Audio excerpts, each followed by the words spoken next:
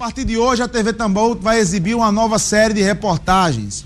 Nós vamos mostrar agora a difícil rotina de quem trabalha no pesado e muitas vezes não tem direito algum garantido. Hoje vamos ver o dia a dia de uma pedreira. A reportagem foi produzida por nosso querido jornalista premiado Richelle Bezerra. Vamos ver.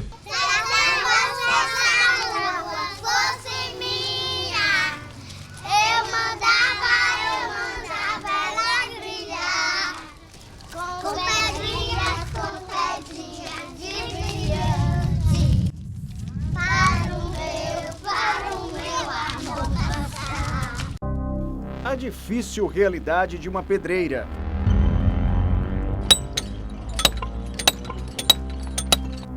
Um risco para os trabalhadores. Quando estava findando o serviço, aí detonou. Susto para a nossa equipe.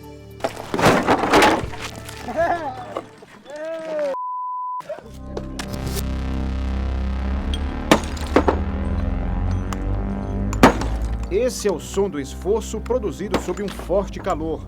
A cidade é Dona Inês, a 160 quilômetros de João Pessoa. Aqui encontramos um menino que aos 11 anos trabalha na pedreira. E hoje você foi para a escola por quê, gente? Por quê? Porque não teve. Desde quantos anos você trabalha? Quando eu comecei a trabalhar com 7 anos. 7 anos. Tá com quanto hoje? 42. 42? Sim. Já quebrou muita pedra. Na casa da família, a dura situação de quem tem pouco o que comer. Deu arrumo daqui, arrumo lá, vou pular a gente, lavar roupa, vou se virando até de chegar a arrumar o meu. Eu só não faço roubar. Descobrimos que o garoto encontrado na pedreira deveria ter ido para a escola, mas não foi. Depois do almoço, eles voltam ao serviço.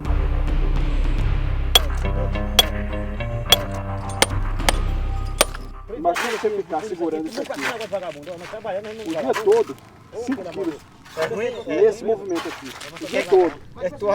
Fora carregar todas essas pedras aqui.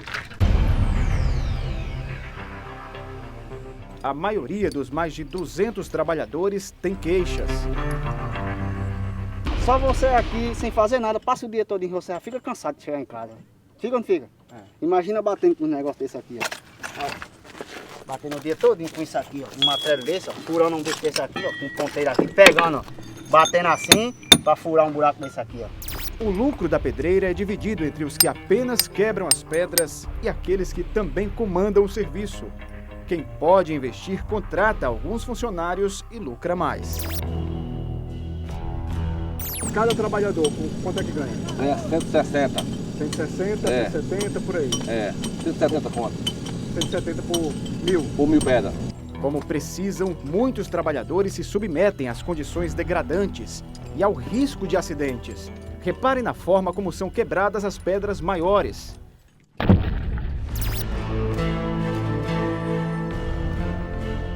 A explosão é feita com pólvora, sem nenhum tipo de proteção.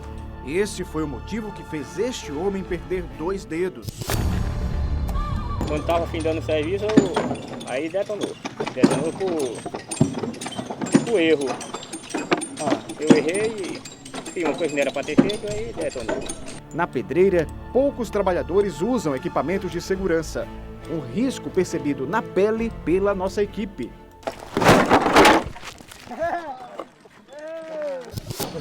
Susto aqui pra gente, porque conversando aqui, ó, nós registrávamos a rotina dos trabalhadores quando a pedra onde estávamos rachou. Os donos de pontos de exploração do minério criaram uma associação para organizar o trabalho, mas tudo parece longe de acontecer. E é certo a gente legalizar, e a gente estamos no caminho, né? Procurando isso. O governo da Paraíba já tentou intervir na situação de Dona Inês e estuda meios de voltar a fazer isso. Nós colocamos como deveria se processar para começar a iniciar um processo de regularização daquela situação, que seria a organização deles no sistema cooperativista. Enquanto a solução não chega, o garoto que encontramos aqui continua o trabalho. vai construindo uma montanha de sonhos, na esperança de que um dia ela se sobreponha às pedras do caminho. A criança não trabalha não, só brinca.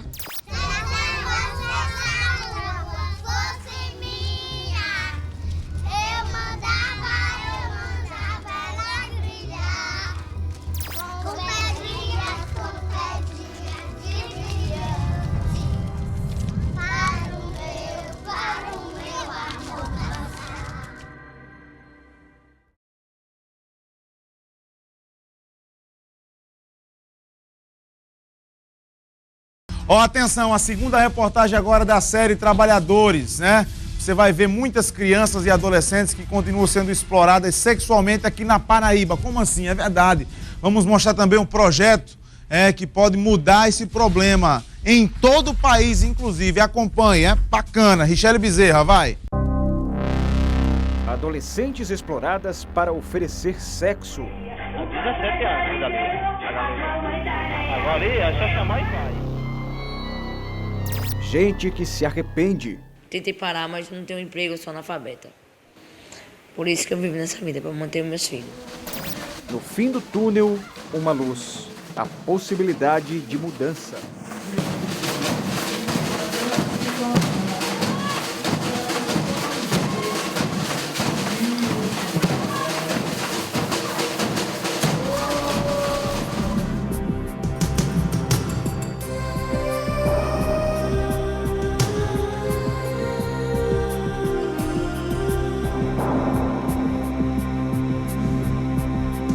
Nós estamos em Capim, um dos milhares de municípios brasileiros que exploram o sexo com crianças e adolescentes.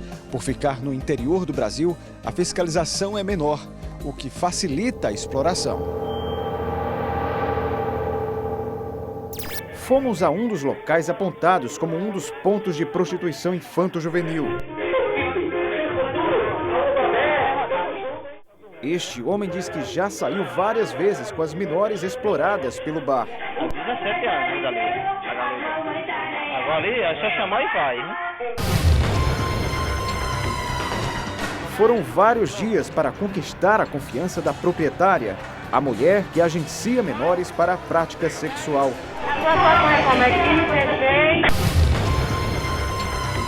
Conhecemos a jovem escolhida pela agenciadora. A conversa acontece de forma espontânea. 17, vou fazer 18 mês que entra. Acho que você tinha 14. Não me quero. Eu queria. 17? Eu tenho. E aí, como é que a gente tá com o teu programa? 19. 40, 30. Total 50. De acordo com a Secretaria Nacional de Direitos Humanos, o Brasil teve 7.217 denúncias de exploração sexual de crianças e adolescentes em 2013. Este ano, de janeiro a abril, os números já somavam 1.669 casos. Na Paraíba, as denúncias desse tipo de violência cresceram 232% de 2012 até o ano passado. O número de denúncias tem aumentado, tem crescido consideravelmente. Hoje nós temos diversos procedimentos instaurados aqui na Procuradoria, coisa que há uns 5 anos atrás, por exemplo, nós não tínhamos praticamente nenhum caso registrado aqui. Hoje nós temos várias denúncias que nos chegam também pela internet, por telefone e principalmente pelo Disque 100 e o Disque de Direitos Humanos. A preocupação dos órgãos públicos vai além da exploração sexual. O último levantamento do IBGE mostra que 3,5 milhões de crianças e adolescentes trabalhavam no Brasil em 2012. Na Paraíba eram 72 mil. O problema verificado em outros estados é registrado também no Maranhão. O IBGE alerta que 12,4% de crianças entre 5 e 17 anos estão trabalhando no estado. O município de Paulino Neves está no topo da lista. Essa mão de obra é absorvida praticamente no setor rural, no setor da agricultura, sobretudo, e em São Luís, mais nas atividades urbanas informais. Em São Luís, só no ano passado, 1.639 crianças e adolescentes foram identificados e retirados do trabalho infantil. Resultado do empenho de projetos como esse. O lugar delas não é no trabalho infantil, né? E sim na escola, brincando.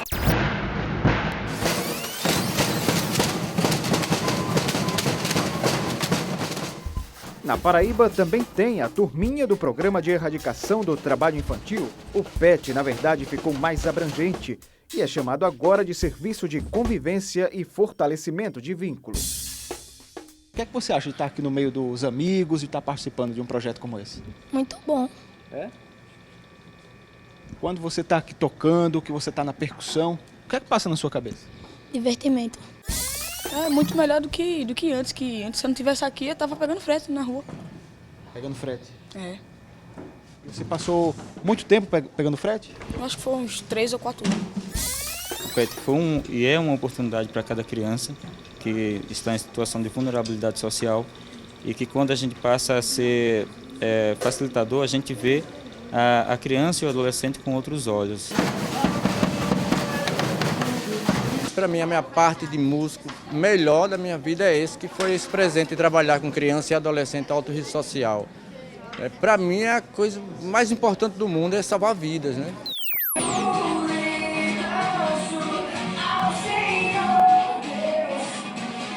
É bom, a pessoa aprende mais que vai sair desse mundo que não presta. São crianças advindas de situações de vulnerabilidade social, de violência doméstica e outras situações. Então, a importância deles estarem aqui é porque eles não vão estar nessas situações de vulnerabilidade.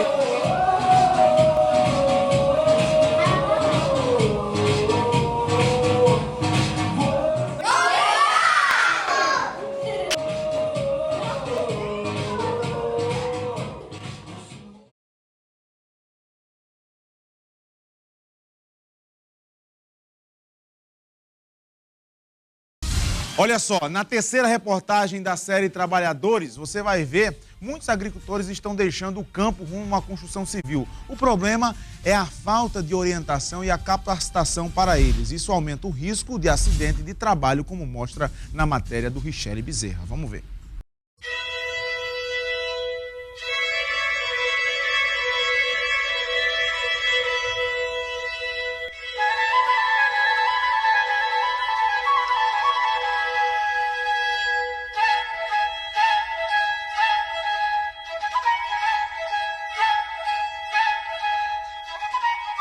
O trabalho no campo faz parte da rotina de Josias e Maria José desde a infância. Hoje, casados, eles moram na zona rural de João Pessoa e continuam a plantar esperança. Com o tempo, os lucros foram diminuindo. Josias viu a necessidade de procurar outra fonte de renda.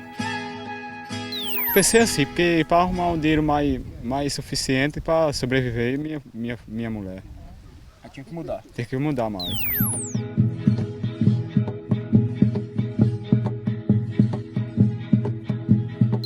A construção civil apareceu como oportunidade de melhorar de vida.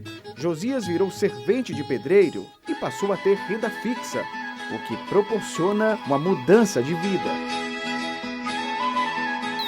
1 ano e 7 meses que eu estou trabalhando aqui, já melhorou já minha vida mais. Minha vida e da minha mulher muito mais. A situação melhorou mais. Dá para sobreviver e ela. E são muitos os agricultores que deixam o campo para embarcar no sonho propagado pela construção civil. Estima-se que mais de 500 mil trabalhadores rurais migraram para esse setor em todo o Brasil.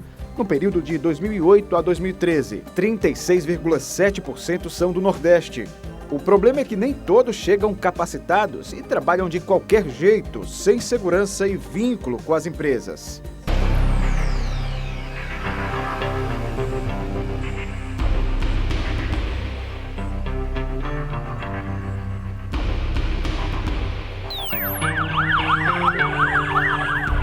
Fomos ao sertão da Paraíba acompanhar a fiscalização do Ministério do Trabalho nas obras de construção civil. Com relação à segurança, eu estou estranhando, por exemplo, esse estava há pouco tempo o menino trabalhando ali e de costa para um poço que tem uns 2 metros de profundidade. Então ele ali corre um risco de queda. exemplo, aqui nós encontramos todos os trabalhadores, pelo menos na informação deles, com a carteira assinada. Uma outra empresa que nós encontramos numa outra obra, nós encontramos 5 ou 6 trabalhadores que disseram que nunca tinham assinado as carteiras deles. A gente vai notificar a empresa para apresentar o registro desses trabalhadores. A obra começou em janeiro de 2012. Mais de 2 anos depois, a construção continua. A entidade que deveria ajudar na fiscalização estava de portas fechadas.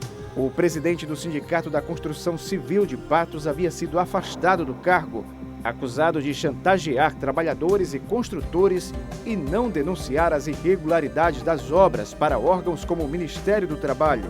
Este documento da Justiça Trabalhista mostra que Raimundo Nonato do Nascimento cobrava taxas para fazer vistas grossas às situações erradas. Depois de uma longa negociação, Raimundo concordou em falar com a nossa equipe. Não existe uma prova sequer que eu recebi qualquer valor. Existe a denúncia. Quem fez a denúncia? 3 ou 4 construtores. E eu conhece eles? Conheço todos. Quem são eles?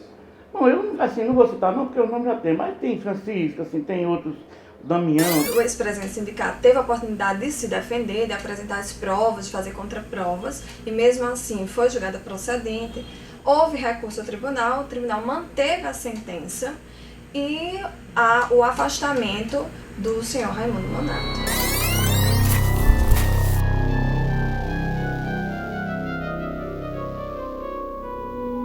Os órgãos de fiscalização querem garantir os direitos dos trabalhadores e também diminuir os registros de acidentes de trabalho. O Brasil é o 4º país em número de acidentes desse tipo em todo o mundo. 320 mil pessoas morrem por ano vítimas desses casos.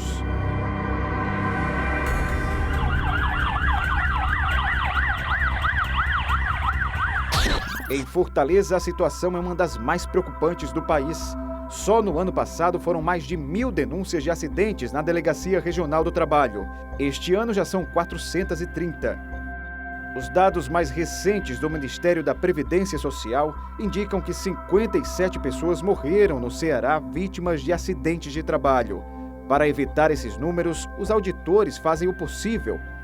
No ano passado, o setor analisou 61 acidentes.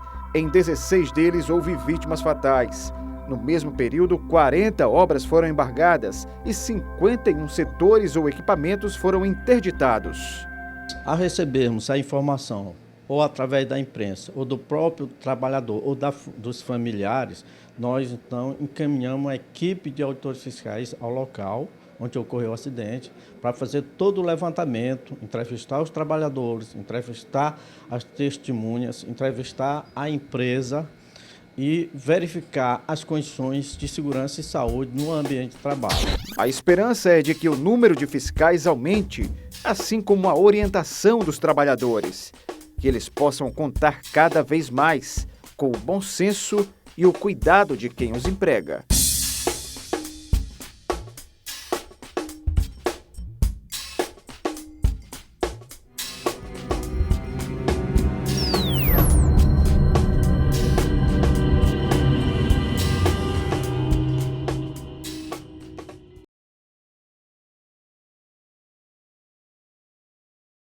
Reportagem da série Trabalhadores, você vai ver que muita gente é tratada como escrava em todo o Brasil. Alguns paraibanos foram resgatados, inclusive em Brasília. Você vai ver também um projeto que tenta orientar a população sobre os direitos trabalhistas. A matéria é do meu querido Richelle Bezerra. Foi um tempo difícil, de injustiças, humilhações. Os escravos sofreram por vários anos, até que em 1888 foram libertados. Era sancionada a Lei Áurea. O que a princesa não esperava era que mais de 100 anos depois, a escravidão ainda fosse um problema no Brasil.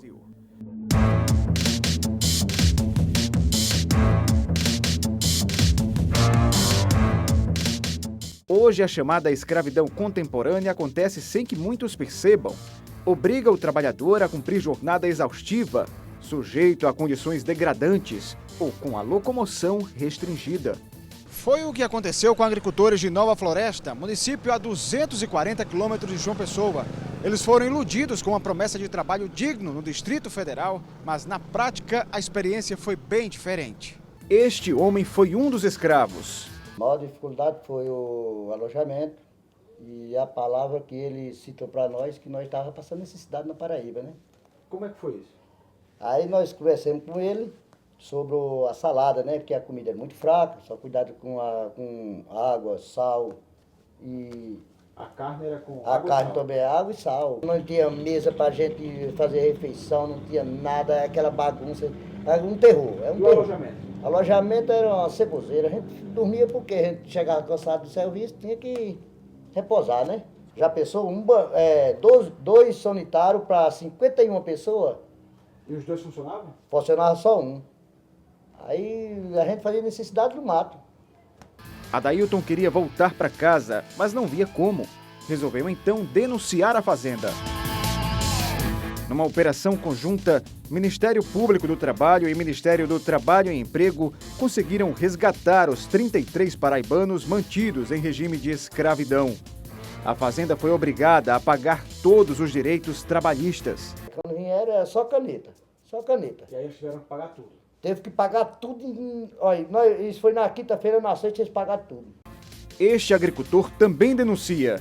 Cortador de cana-de-açúcar, ele revela que foi preciso pagar pelos equipamentos de trabalho e de segurança numa usina de Pernambuco. A gente paga tudo. O que, por exemplo? De mamita, garrafa, lima, caneleira, facão, a bornada de botar facão, tudo a gente paga tudo. Porque tudo vem descontado. Nós falamos com a usina. O gerente de recursos humanos negou tudo. Nada é cobrado, não tem nada cobrado. Não tem nenhuma taxa, não tem nenhum desconto. Não, absolutamente. Nos 6 primeiros meses de 2014, os auditores fiscais do trabalho realizaram em todo o Brasil 57 operações que levaram à autuação de 109 empregadores de mão de obra ilegal. 421 trabalhadores estavam na condição de escravo. Em quase 20 anos, mais de 40 mil pessoas foram libertadas no país. Muitos escravos são do Nordeste, principalmente do interior.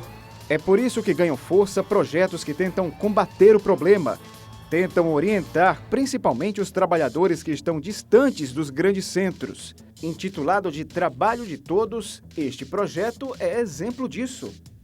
Um dos focos do encontro é alertar os agricultores sobre o aliciamento das empresas que se aproveitam da falta de informação deles para prometer o emprego dos sonhos. O trabalhador rural, gente, ele é um empregado como um trabalhador urbano é empregado. Se é um feitor, tem um dono da fazenda, não é isso? O dono da fazenda tem que anotar a carteira, tem que pagar os impostos previdenciários, tributários e outros mais daquele empregado, e ele vai se aposentar, mesmo estando no meio rural, como um empregado, como se urbano fosse. São várias reuniões com sindicatos de trabalhadores rurais. É um avanço para todos os trabalhadores, seja do setor público, do privado, a gente ter uma audiência pública com todos os entes, né, do federados, para que a gente escute as nossas reivindicações, os nossos problemas e as nossas queixas e procure, né, trazer para os trabalhadores a solução. O projeto Trabalho de Todos é idealizado pelo Ministério Público do Trabalho na Paraíba e, além da orientação sobre a escravidão contemporânea, atende a população por meio de vários serviços. Desde quando nós temos atendimento de pessoas para tirar um documento básico como um RG, atendimento de pessoas para tirar uma carteira de trabalho, CPF, pessoas que procuram proposta de emprego, proposta de trabalho, pessoas que têm na sua origem situações realmente de dificuldade, nós já estamos fazendo uma leitura dos problemas do nosso Estado. É uma iniciativa inédita dentro do MPT e que nós estamos vendo com muito carinho o seu desenvolvimento e o sucesso que vem alcançando. São 13 cidades visitadas, uma por mês. O destaque do evento é a audiência pública, o momento de ouvir os trabalhadores. Um momento como esse sempre é bom para a gente aprimorar as ideias, aprender cada vez mais. É participando de palestras como essas que nós vamos entendendo melhor o nosso trabalho e como atuar no nosso dia a dia. O objetivo do Ministério Público do Trabalho é fazer com que mais pessoas conheçam os seus direitos, saibam lutar por justiça e não deixem de acreditar que um dia podem dizer com orgulho que são verdadeiramente trabalhadores.